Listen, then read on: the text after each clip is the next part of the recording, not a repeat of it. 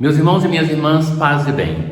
Hoje é o primeiro dia litúrgico da igreja. Na igreja hoje nós não celebramos a Santa Missa, nós não temos celebração do batismo, nós não temos celebração de muitos dos sacramentos.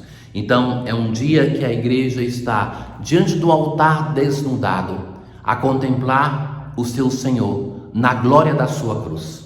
A celebração vespertina, que não é uma missa, mas que é uma ação litúrgica, ela é dividida em 4 momentos. A palavra de Deus, o anúncio da palavra de Deus, são leituras que de fato são impressionantes pela sua beleza. A oração universal, que segundo a antiquíssima tradição da igreja, se reza pelas grandes intenções desse dia. A adoração da Santa Cruz e a distribuição da comunhão no final, que é a comunhão consagrada na celebração de ontem. Nós temos hoje o 4º e último canto do servo do Senhor, aquele mais longo e mais complexo, mais belo. Fundamentalmente, o servo ele é apresentado em 5 momentos. Primeiro, ele é aquele que somente faz o bem, que cumpre o bem. Por outro lado, recebe o mal, é perseguido pelo bem que realiza. E quando recebe o mal, ele não responde com o mal. E o mal que ele vai receber, porque não respondeu com o mal, vai buscar ir até o limite possível, ou superar o limite. É um mal que não tem limites contra esse servo do Senhor. E por fim, a última palavra é de Deus. Ao final, o texto se diz assim: pois entregou o corpo à morte, sendo contado como malfeitor. Ele, na verdade, resgatava o pecado de todos e intercedia em favor dos pecadores. Sim, assim é Jesus, contado entre os malfeitores. A morte de cruz era a morte vergonhosa do Império Romano, era a morte mais cruel. No Salmo hoje, nós rezamos com o Salmo 30. Pai, em tuas mãos eu entrego meu espírito. Então é um salmo de esperança, daquele que está sofrendo e encontra em Deus a consolação. Senhor, eu ponho em vós minha esperança. Senhor, entrego o meu espírito, porque vós me salvareis, Deus fiel.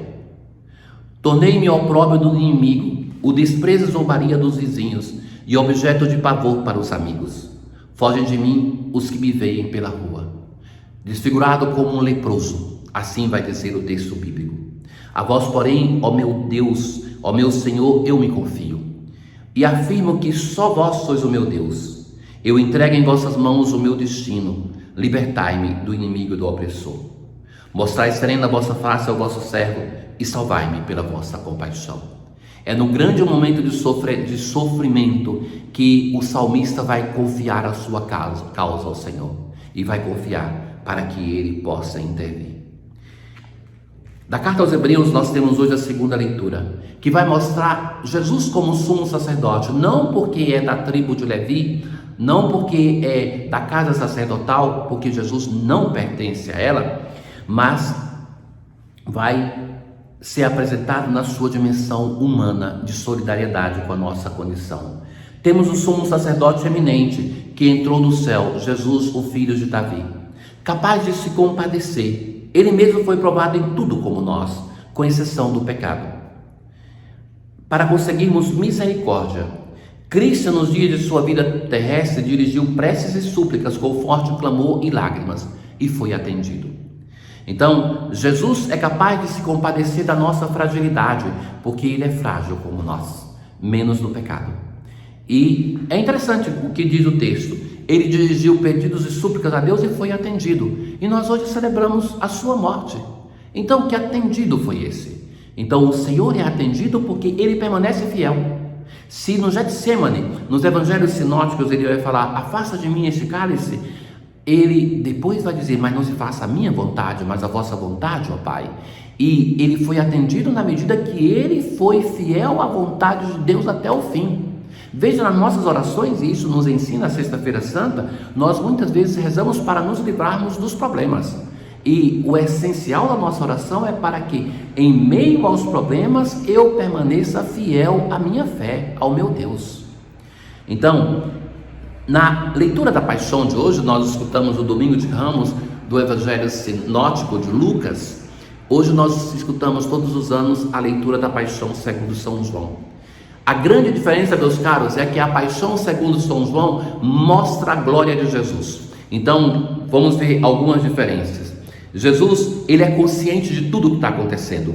Então, Jesus, consciente de tudo que ia acontecer, é ele que vai perguntar: a quem procurais? Depois ele vai dizer: sou eu. E eles então recuam e caem por terra, porque eles citam o nome de Deus. Quando Pedro tira a espada para cortar a orelha direita do servo do sumo sacerdote Malco, Jesus vai dizer assim: guarda a tua espada na bainha, não vou beber o cálice que o Pai me deu. Nos evangelhos sinóticos, Jesus reza até para que seja afastado dele o cálice. Aqui Jesus mostra a sua determinação em cumprir e em beber o cálice que o Pai lhe deu. É Jesus que vai com muita coragem enfrentar os seus adversários, dizendo assim: eu falei as claras ao mundo, ensinei sempre na sinagoga e no templo. Ou, se respondi mal quando lhe batem, mostrem que, mas se falei bem, por que me bates? Então, os diálogos com Jesus, entre Jesus e Pilatos, que são intensos, em diversos momentos vai se citar, e Pilatos toma parte de Jesus, depois vai se acovardar e só vai tomar posição mesmo quando vai determinar que se escreva: o Rei dos Judeus, na placa que está colocada sobre a cruz. Jesus não é ajudado por ninguém, não tem um sirineu para carregar a cruz. Jesus tomou a cruz sobre si e saiu para o lugar chamado Calvário. É Ele que é o Senhor e que assume a sua cruz. Se mostra na Paixão segundo João um Jesus glorioso, um Jesus forte, exuberante, que vai determinado para o projeto do Pai. É Jesus que ali na cruz tem atenção para com a sua mãe e para com a igreja, com o discípulo amado. Mulher, este é o teu filho, esta é a tua mãe. E se insiste. Depois disso, Jesus, sabendo que tudo estava consumado e para que as escrituras se cumprissem, então muitas vezes se evoca essa ideia: Jesus sabe de tudo e Jesus evoca o cumprimento das escrituras. Então Jesus vai dizer: tudo está consumado. Vejam que não tem a expressão como no evangelho de Marcos: meu Deus, por que me abandonastes? E o Pai, em tuas mãos eu entrego o meu espírito. Mas é Ele que, como um regente, como diretor de uma grande peça, é Ele que vai determinando os passos. E é Ele que determina: tudo está consumado. E veja aqui, vai se dizer assim no Evangelho de João: e inclinando a cabeça, entregou o Espírito. O Pentecostes, no quarto Evangelho, acontece já no momento da cruz. A cruz é a vivência do tudo, é a vivência da paixão, da morte, da ressurreição de Pentecostes. É Jesus que, entregando o seu Espírito à igreja, funda a igreja. Tanto é que do seu lado nasce a água e o sangue, que são os sacramentos da iniciação.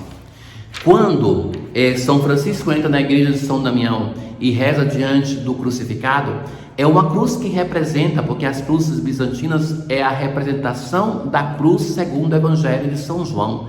E é um Cristo que observem, na cruz de São Damião ou nas cruzes bizantinas, que ele está ereto, glorioso, com o olho aberto, porque a cruz, mais do que um instrumento de dor e de sofrimento, é sobretudo um instrumento de vida, de amor, de doação.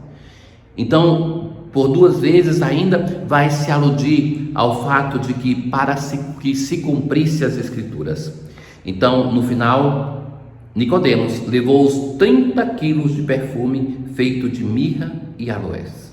Então, essa quantidade exorbitante de perfume, que era o perfume que era usado para os reis e para Deus no Antigo Testamento.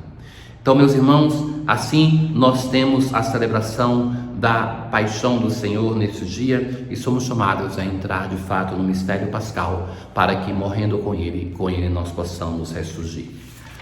Hoje nós não temos uma bênção final na celebração, mas nós temos uma oração que vai dizer assim: que a vossa bênção, ó Deus, desça copiosa sobre o vosso povo, que acaba de celebrar a morte do vosso Filho, na esperança da sua ressurreição. Venha o vosso perdão seja dado o vosso consolo, cresça a fé verdadeira e a redenção se confirme. Que tudo isso produza em nós o mistério que nós estamos celebrando. Tenham todos um bom dia. O Senhor esteja convosco, Ele está no meio de nós.